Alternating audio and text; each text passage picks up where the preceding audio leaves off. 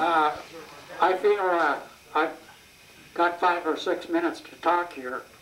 They usually like to break up about 12:30, and I can't cover very much in 10 minutes. But most of you heard my story before. I was shot down over Germany in November of '44. I flew 1.5 missions, was a POW. I was overseas 19 days before I went down. And when I went down, the plane blew up in the air, and I came down in the tail section. 6 of our crew were killed, and the bombardier got blown out of the nose when it exploded. The radio man got out just at the instant. He was back in the waist, and was trying to rescue the waist gunner who was sitting on the floor and throwing up his oxygen mask. And he was all on fire, and the radio man got all on fire too, but he just got out before it actually blew. And 3 of us got out. I woke up 4 days later in a hospital. There was an infirmary really for POWs in the region around south of Leipzig, about 35 miles. When we went there, when we were first picked up, they found me in the tail of this airplane and hauled me into a jail and put me on the floor there on a stretcher. And the radio man came in and said, "Well, we got one of your guys in here." And he looked at me, and that was me. And then the next day, they hauled us from that jail to an infirmary, and I was still out completely out. And while we were going out, we were hauling in a horse and wagon, or 2 horses, and I must have sensed that it was a horse and wagon, and being an old farm boy, why, I just sat up. And I don't remember any of this. The radio man told me I did this. He sat up and yelled, "Whoa, whoa," to stop. And it turns out that to stop a German horse, you say brr. So he didn't understand whoa, and then I fell back down, and he told me about this on the way to this infirmary. I was out for about another 4 days or something like that, because we went down on Thursday, and this was Friday, and the guy the French prisoner of war that was in the area that found me in the tail couldn't believe it. And so he came in, and I suppose it was Sunday when he was able to get off from his prisoner of war work, and he went to the infirmary. And he didn't believe that I could still be alive, so I was still out, and I was in the bed, and the radio man showed me, "Yeah, here he is." And he said, "Well, that's the guy." And so I was confirmed, or he confirmed by that that's actually what happened to me. And we were there in the infirmary for about a week, or I think it was closer to 2 weeks. And then we had to walk. I was up by that time. I was still kind of out of it. And we walked from about 30 miles down the road to Stalag 4F. And that's where I got my dog tag, where we got our interrogation, and my radio man got his German dog tag. And where we walked for about 35 kilometers, I think, which was probably about 20 miles. And all we had was our flying boots, which were very uncomfortable. We were still dressed in our flying uniforms. The sleeve was burned off of my coat. The major part of the sleeve, the upper part, was still there, showing me the Air Force symbol, and we were wearing our flying boots and helmets and all of this stuff. And so we got a lot of dirty looks. we were interrogated. They were there about 3 days, I think, and then from there they shipped us by train up to Stalag Luft 4, up on the Baltic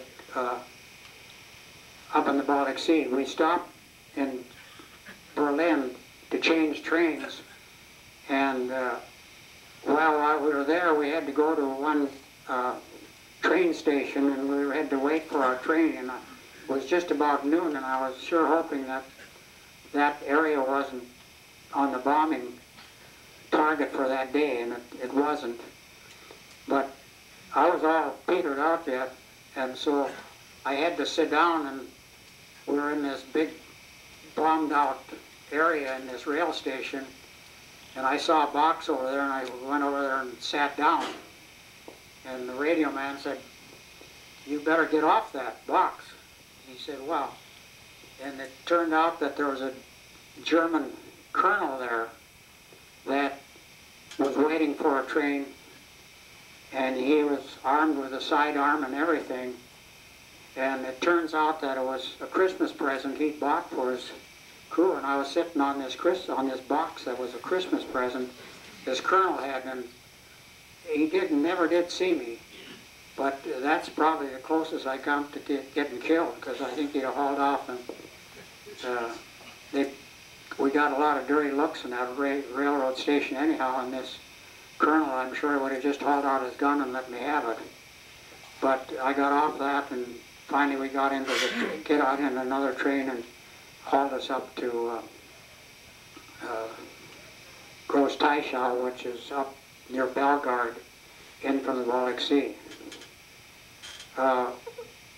What we did there in Germany for our entertainment was we'd always have to fall out in front of the barracks once in the morning and once in the afternoon, and they'd count us, and we had to line up by our room number, and they knew how many men were in each room. So what we do is line up in 2 or 3 group lines, and when they'd go through and count us 1, 2, 3, and all that German, why sometimes they'd count us and then we'd step back into another line and they'd count us twice, and we'd end up with more people, and then they'd say, "Well, we're going to count you again," and they'd do that, and the next time they'd count our line, and then the guys would move up, so they got through and they were 1 or 2 members short. And they used to get pretty upset about this. And finally, we were standing out there in the cold, and finally we quit and let them count us correctly. Another time, always before we went to bed at night, the Germans would flip the switch. We had one little light bulb with about a 25 watt, and they have 25 cycles there, and you could swear when you were sitting on the bed or something trying to read, that light was blinking like that, and your eyes would start going. But anyway, these Germans would come in and turn out the lights, and then they'd come in and flash the light around the room and see what you're doing. And what we did a couple of times, they flashed the light around, and instead of being in bed or something like that, we'd be all sitting on the edges of our bed reading in the dark, pitch dark. And they'd go out and slam the door, and they said, "Well, how do they do that?" And they'd come back, and we wouldn't pay any attention to them. We'd just sit there looking at our books like we were reading in the dark. And this used to get them pretty angry at us. And they'd leave, and we'd have that was our entertainment as a POW.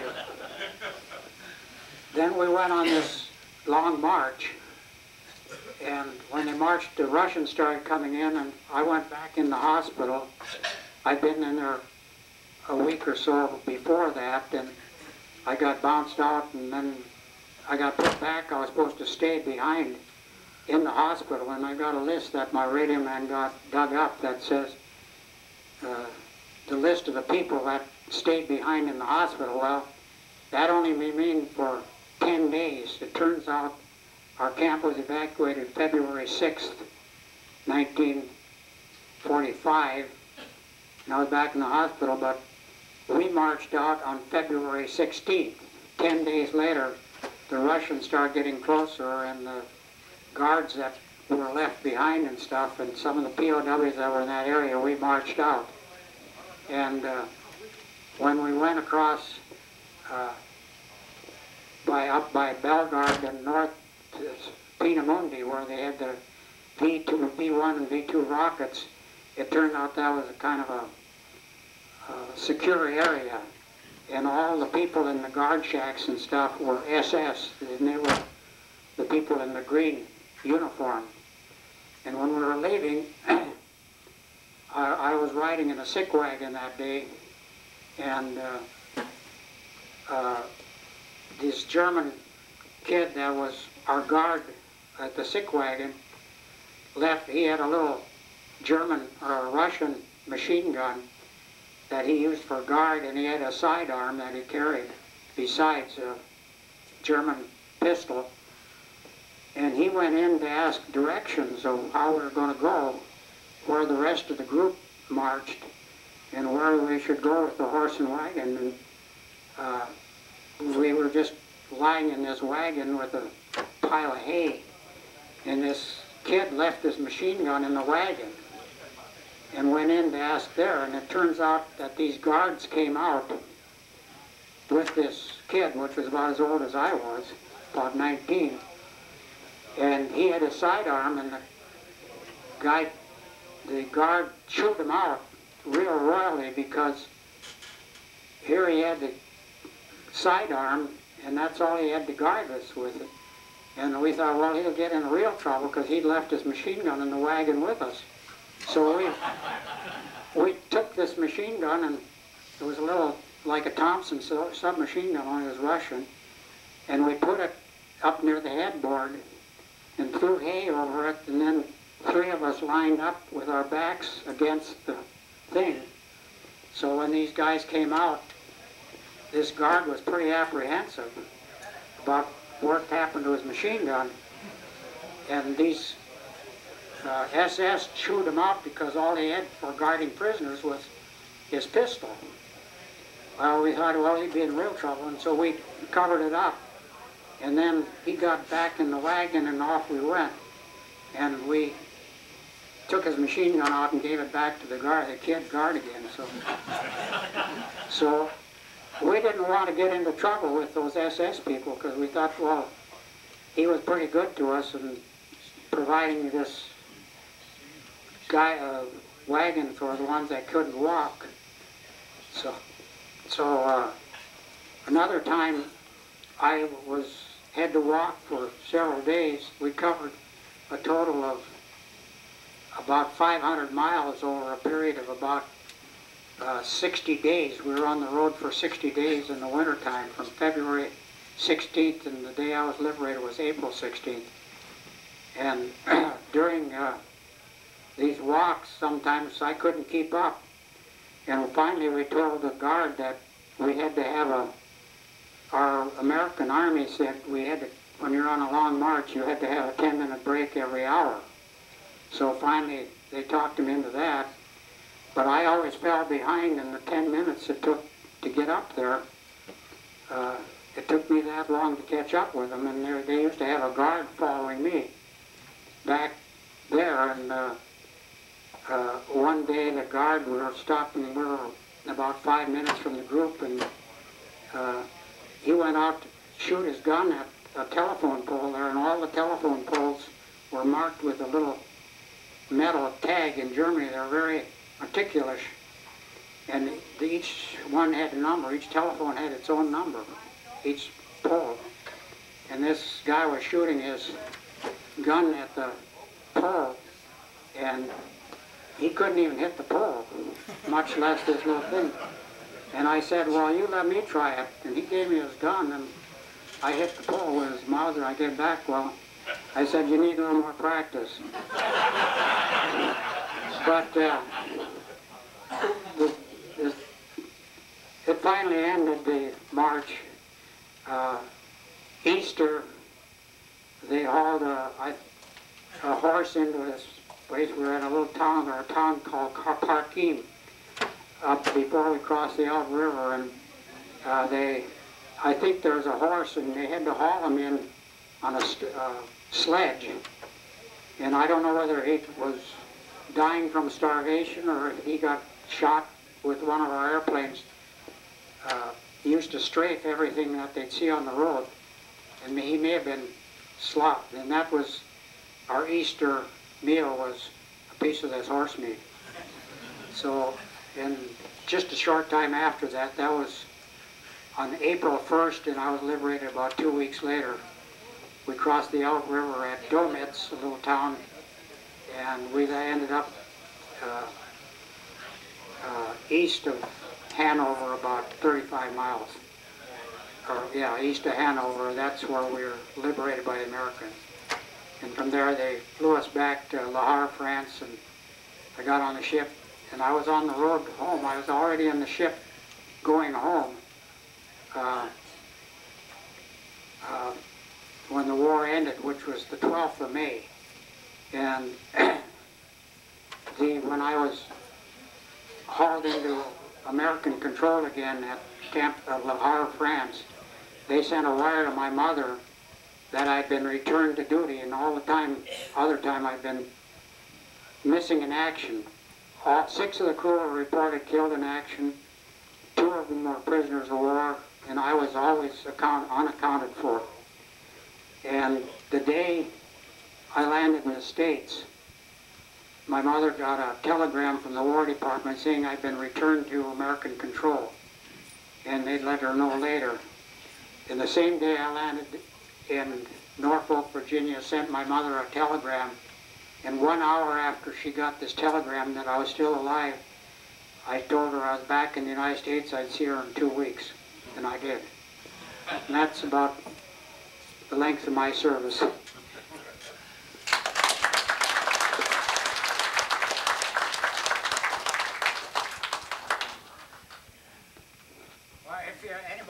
Well, if anybody has any questions, why, I'd be willing to answer anything, but I don't want to hold everything up there. Thank you. When they told the story about turning off the light, it reminded me, it flashed in my mind, I got called into the office one day overseas, and they said, we have a problem with your nose gunner.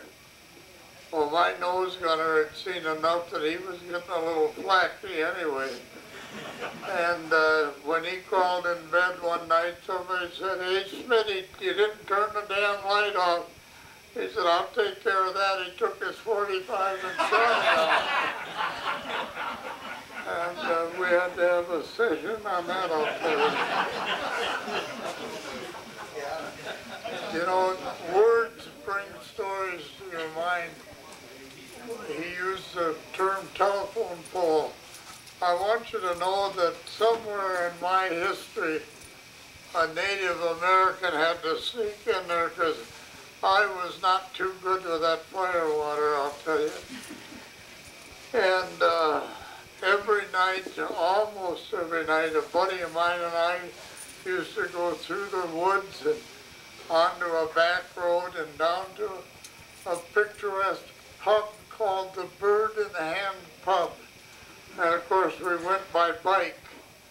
It took me, being so damn tired and being part Cherokee, I think, about 2 drinks, and I didn't know which side was up and which was down.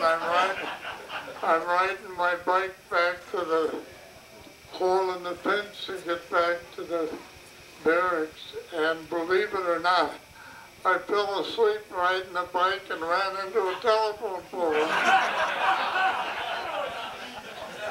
Ruined the damn bike, and all I could think of is, oh my God, my wife's going to get a telegram. Your husband was killed in action. He was drunk and ran into a telephone pole, but I lived through it.